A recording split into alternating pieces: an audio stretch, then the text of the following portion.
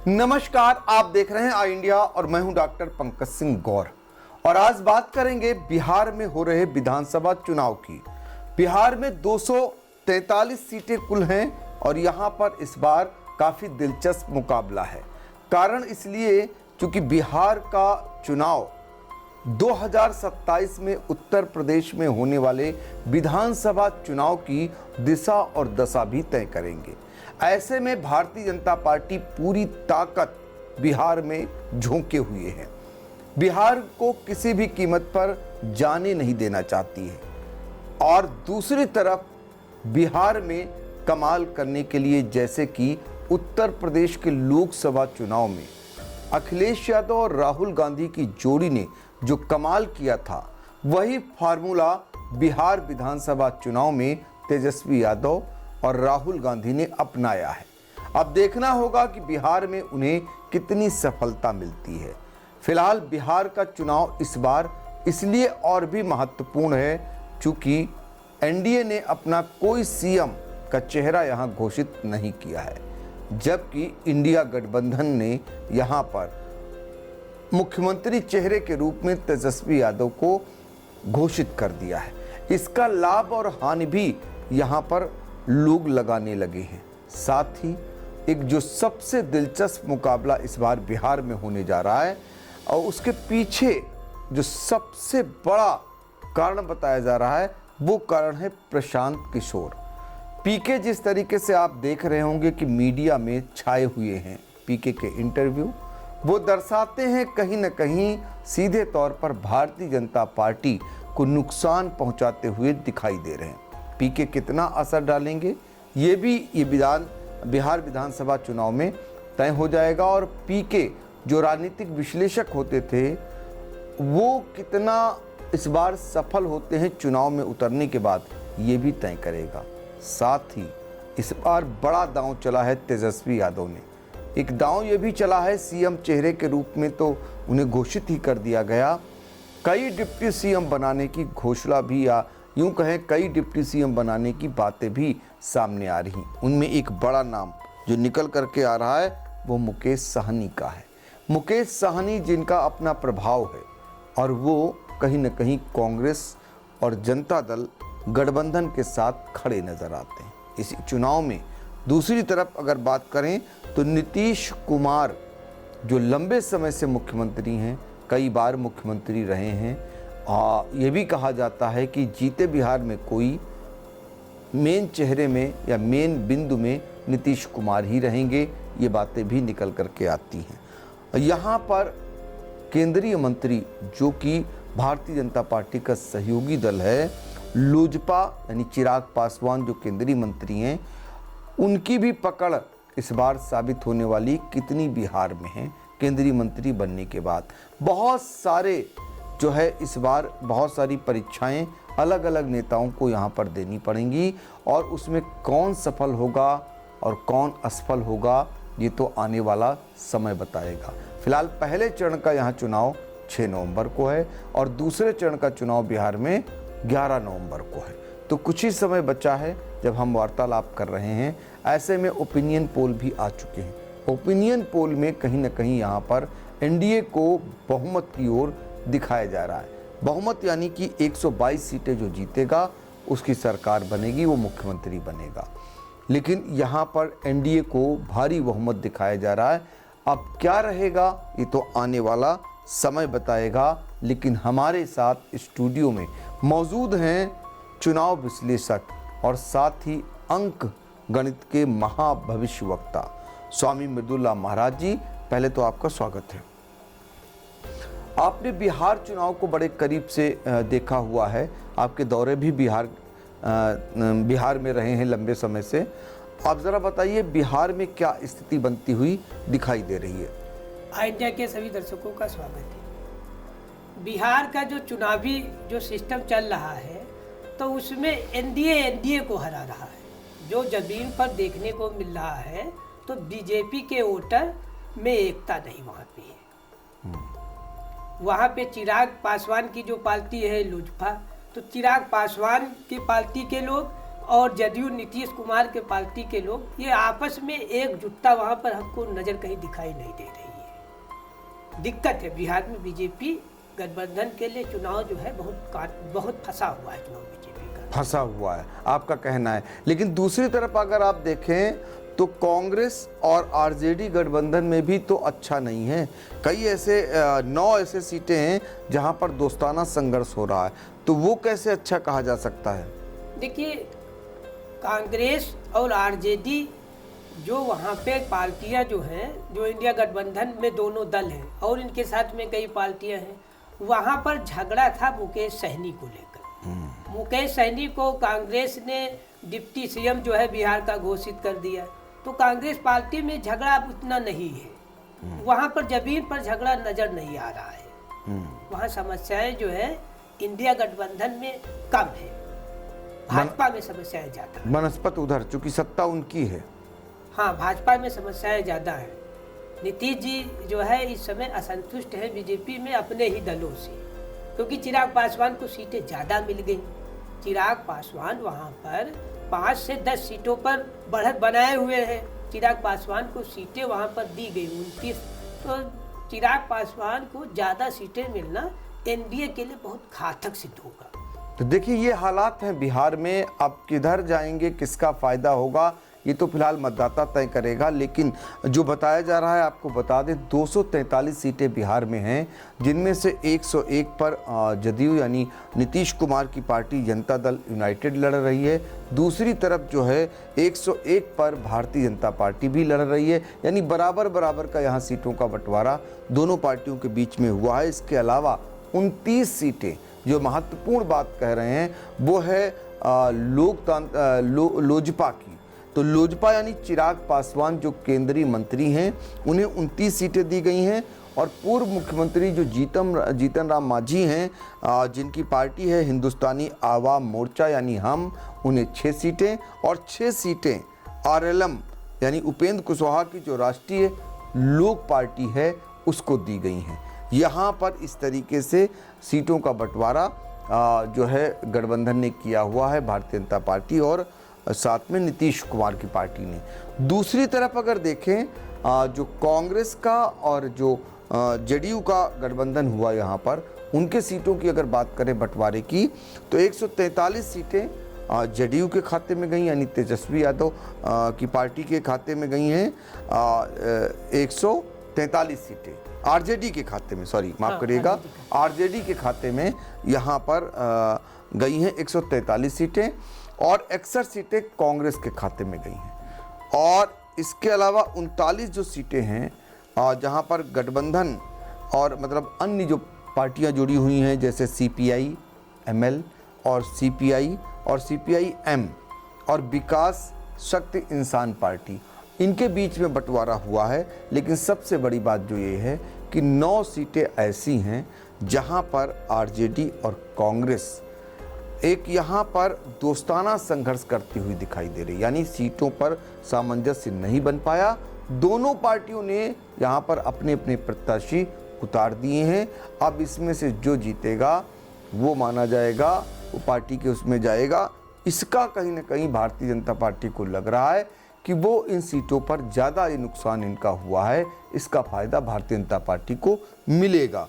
तो ये बताइए, भारतीय जनता पार्टी ये अनुमान लगाए बैठी है कि उन्हें इसका लाभ मिलेगा। जो 9 सीटें ऐसी हैं जहां पर आरजेडी और कांग्रेस का आपसी सामंजस्य नहीं बन पाया, आमने सामने ही चुनाव होता हुआ दिखाई दे रहा है, तो इसका लाभ भारतीय जनता पार्टी को मिलेगा। ये भारतीय जनता पार्टी और साथ में जो है जदयू के लोगों का ये कहना है। हाँ, इन 9 सीटों में जो है इंडिया गठबंधन को 9 सीटों में जो है कम सीटें मिलेंगी। इसमें जो है इंडिया गठबंधन को कम सीटें मिलेंगी। तो इसका नुकसान नहीं होगा इंडिया गठबंधन को? नहीं, तो दरअसल में इंडिया गठबंधन, ये 9 सीटों का मैटर है ना इनका। इंडिया गठबंधन में कोई अंदरूनी लड़ाई नहीं है। वहां पर जो फील्ड पर देखा जा रहा है, तेजस्वी जी की जो सभाएं हो रही है, जो मुकेश सहनी की सभाएं हो रही, राहुल की हो रही है, जो भी इंडिया गठबंधन के दलों की सभाएं हो रही है, तो वहाँ हजारों लाखों लोग आ रहे हैं। किलोमीटर तक लोग लाइन में समझ लो सुनने के लिए आ जाते हैं, खड़े बैठे। तो समस्याएं वहाँ पर अंदरूनी समस्याएं नहीं है। और जो आता है तो वोट तो देगा ही। बीजेपी में बहुत दिक्कत है। बीजेपी में जो रैलियां होती हैं, जो बीजेपी में सभाएं होती हैं, वहाँ पर लोग जा नहीं रहे हैं, बहुत कम लोग जा रहे हैं। अरे फिर भी तो रैलियां कर रहे हैं। प्रधानमंत्री मोदी जी की भी रैली हो रही, मुख्यमंत्री उत्तर प्रदेश के योगी आदित्यनाथ वहां जाकर प्रचार कर रहे हैं। साथ में आप देख रहे होंगे गृह मंत्री अमित शाह और रक्षा मंत्री राजनाथ सिंह भी वहां पर आपको नजर आ रहे हैं। देखिए, जो अमित शाह जी ने कहा है कि मतलब जो है सीएम का चेहरा बिहार में विधायक दल चुनेंगे, तो अमित शाह ने जो ये बात कही है, तो इससे नीतीश के जो वोटर हैं वो बीजेपी को वोट ना मात्र, मतलब बिल्कुल मान के चलिए ना मात्र कर रहे हैं, कर ही नहीं रहे हैं। अच्छा, ये बयान कहीं ना कहीं बीजेपी को महंगा पड़ सकता है, यानी कि जदयू बीजेपी गठबंधन को महंगा पड़ सकता है। हाँ, यही अमित शाह ने जो कहा है कि सीएम जो है विधायक दल चुनेगा, नीतीश को सीएम फेस नहीं बनाया है। तो बिहार में यही समस्याएं हैं कि बहुत लोग आपस में बात कर रहे हैं कि नीतीश को सीएम फेस बीजेपी में नहीं बनाया है। अच्छा, दूसरी तरफ ये बताइए कि ओपिनियन पोल आया हुआ है। ओपिनियन पोल जो है INS और मेटराइज का जो ओपिनियन पोल आया है, उसमें एनडीए को 153 से 164 सीटें दी जा रही, यानी तो बहुत ज़्यादा बहुमत से काफ़ी ज़्यादा सीटें हैं। तो अब तब भी आप कह रहे हैं कि यहाँ पर जो है इंडिया गठबंधन भारी पड़ेगा। देखिए, जो पोल आया है तो उन्होंने जीत नहीं दिया है एनडीए को, इतनी लड़ाई पर एनडीए लड़ेगा नहीं। इनका कहना है इतनी सीटें आ सकती है। नहीं, वो कह रहे हैं आ सकती है, संभावना है इतनी सीटों पर इंडिया गठबंधन। देखिए, जो ये एनडीए है, भाजपा और ये सहयोगी जो दल है, तो आप ये मानकर चलिए कि नीतीश को ये सीएम फेस घोषित करते, अब घोषित भी कर देंगे तो अब समय निकल गया है, अब समय निकल गया है। तो ये भूल है भारतीय जनता पार्टी की, आप मानते हैं क्या, या इसके पीछे कोई और भी बड़ी खिचड़ी तो नहीं भारतीय जनता पार्टी पका रही है? नहीं, भारतीय जनता पार्टी जो है सीएम फेस नीतीश को नहीं बनाया है, तो भारतीय जनता पार्टी फंस गई है वहाँ बिहार के चुनाव। अच्छा, तो बहुत बड़ा जो है नुकसान हो रहा है भारतीय जनता पार्टी। लेकिन एक बात और भी कही जा रही है, जीते कोई भी सीएम फेस नीतीश कुमार ही रहेंगे। आने वाले समय में नीतीश कुमार, जिनको पलटू राम कहा ही जाता है, क्या पता नीतीश कुमार उधर से आकर के और इधर मिल जाए आपके। देखिए, नीतीश जो है, नीतीश की अंदरूनी मंशा है कि बीजेपी का सीएम हम नहीं बनने देंगे, भले आरजेडी का सीएम बन जाए। नीतीश के वोटर जो हैं वो आप मानकर चलिए कि जहां पर बीजेपी का कैंडिडेट खड़ा है वहां पर वो वोट सीधे जो है आरजेडी गठबंधन के किसी भी प्रत्याशी को दे रहे हैं। वहां पर समस्या हो गई है। देखिए, बिहार में बिहार की अस्मिता का चुनाव हो रहा है, नीतीश जी को बिहार में सीएम फेस घोषित नहीं किया गया है। तो अब जो बिहार में जो वोटर है उनके, वो वोटर असमंजस में है। आपके मुताबिक क्या स्थिति लगती है यहाँ पर आपको?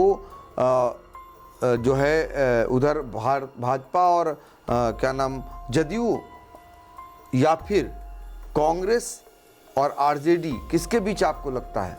देखिए, ऐसा है, नीतीश का अब वोट बैंक कुछ बढ़ा है। वहाँ जो जानकारी बिहार में मिली है, तो नीतीश का जो वोट बैंक है वो कुछ बढ़ा है। अच्छा। तो हाँ, कुछ वहाँ हमको जानकारी मिली है कि नीतीश का वोटर जो है वो नीतीश में चाहे जो भी उनकी सीटें निकले, लेकिन उनका जो पक्का वोटर है वो एकजुट हो रहा है नीतीश में। और जो बीजेपी है, तो बीजेपी का वोटर जो है वहाँ पर बहुत से विधायकों के टिकट काटते हैं और बीजेपी के कई विधायक बीजेपी के खिलाफ निर्दलीय चुनाव लड़ रहे हैं।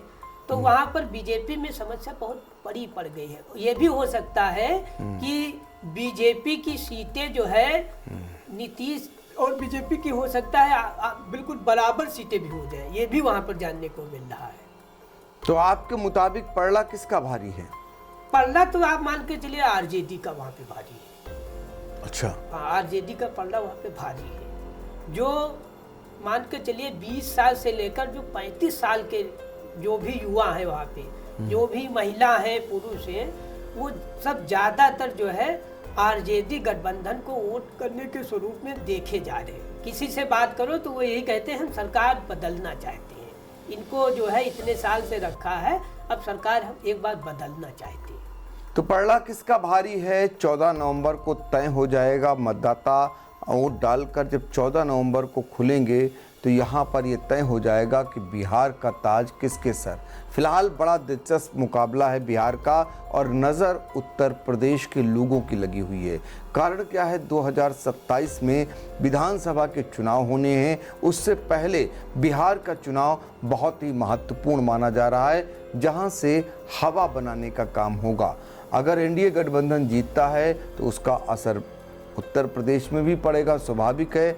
और अगर हारता है तो जाहिर तौर पर जो विपक्षी पार्टियां हैं उनके लिए उत्तर प्रदेश में माहौल बनाना बहुत ही आसान हो जाएगा। तो क्या कुछ हो रहेगा, इस पर भी हमारी नज़रें रहेंगी। अलग अलग ओपिनियन पोल, अलग अलग मत, अलग अलग आधार निकल करके आ रहे हैं कि बिहार में किसकी सरकार बनेगी, कौन बन सकता है मुख्यमंत्री। एक सबसे बड़ा जो कारण निकल करके आया वो सीएम फेस नीतीश कुमार को घोषित न करना भाजपा की बड़ी भूल है या कोई बड़ी चाल है। ये भी देखना रहेगा, जब परिणाम आएंगे उसके बाद ही स्थिति स्पष्ट हो जाएगी। स्वामी जी, आपने बहुत ही महत्वपूर्ण जानकारी दी। किशोर पर चर्चा करें। हाँ जी, बिल्कुल बिल्कुल। अभी एक अहम कड़ी तो रही गई जो जिसके लिए हम चर्चा करना इसलिए चाहेंगे क्योंकि प्रशांत किशोर पीके जो उनकी चुनावी उनका जो विश्लेषक रहता है, चुनाव का विश्लेषण रहता है, वो सब जानते हैं कैसे वो पार्टियों के लिए लाभदायक साबित हुए हैं, ये भी पूर्व का सबको पता है। लेकिन जब उन्होंने अपनी पार्टी जन स्वराज पार्टी बनाई और बहुत ही कम समय में वहाँ एक बड़ा जो समर्थकों का रेला अपने समर्थन में जुटाने का प्रयास किया और जुटाया भी, उनकी सभाओं में भारी भीड़ जुटी और अकेला नेता, आप सोचिए ज़रा, कमाल कर रहा है बिहार में। जैसे कि कभी दिल्ली में अरविंद केजरीवाल को आप देखते होंगे कि कैसे दिल्ली में उन्होंने कमाल किया और कितने साल तक वो सरकार में रहे।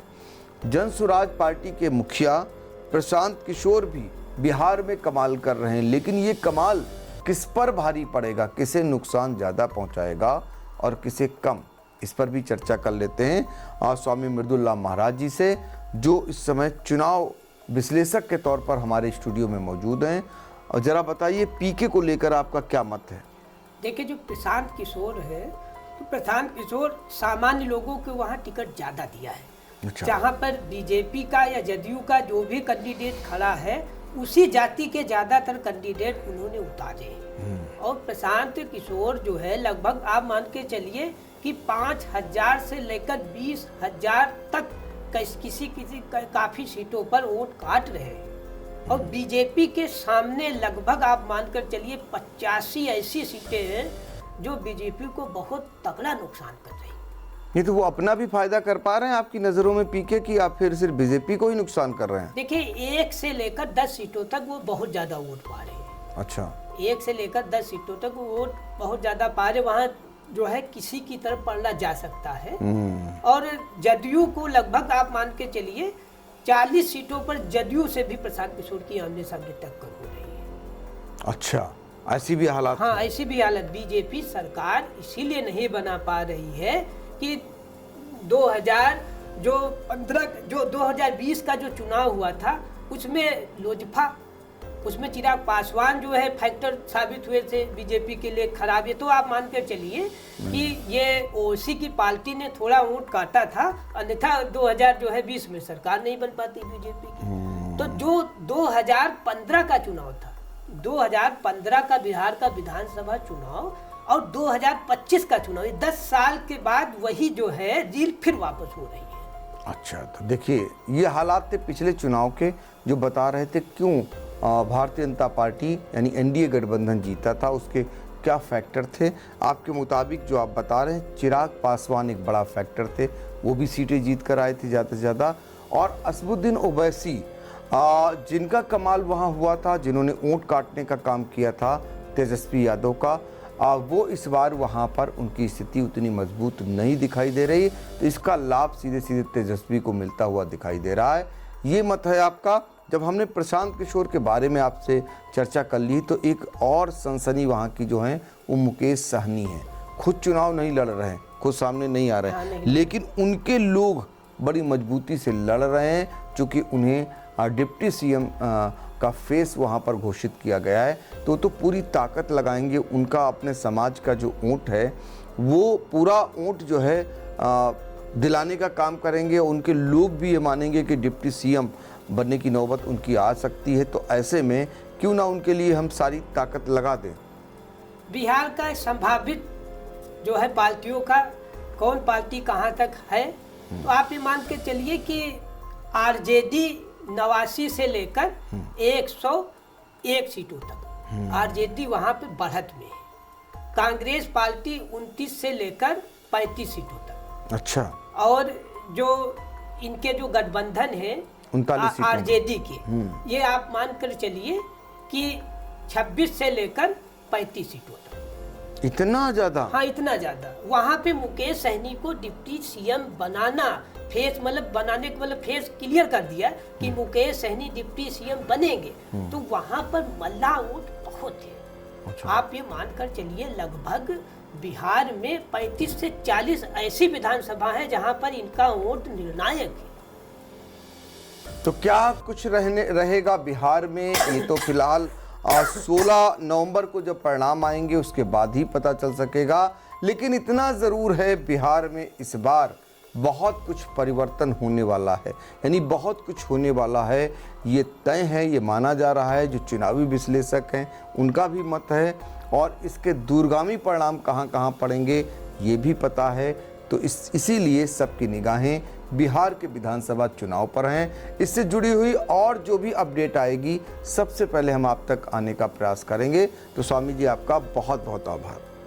Sai Sanjeevani hospital, station road, Sitapur. Sitapur का पहला मल्टी स्पेशलिटी हॉस्पिटल, जहां आपको जनरल फिजिशियन, हड्डी रोग, स्त्री रोग, जनरल सर्जरी, नाक कान गला और न्यूरो के डॉक्टर उपलब्ध हैं। साई संजीवनी में आयुष्मान कार्ड धारकों का मुफ्त इलाज और टीपीए कार्ड धारकों के लिए कैशलेस सुविधा उपलब्ध की गई है। हॉस्पिटल में आईसीयू, वेंटिलेटर, बाईपैप व डायलिसिस की सुविधा भी उपलब्ध है। Sai Sanjeevani hospital, station road, Sitapur.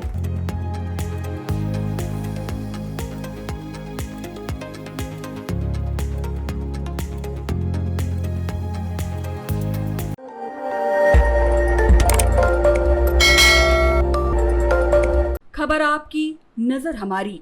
देखते रहिए आई इंडिया।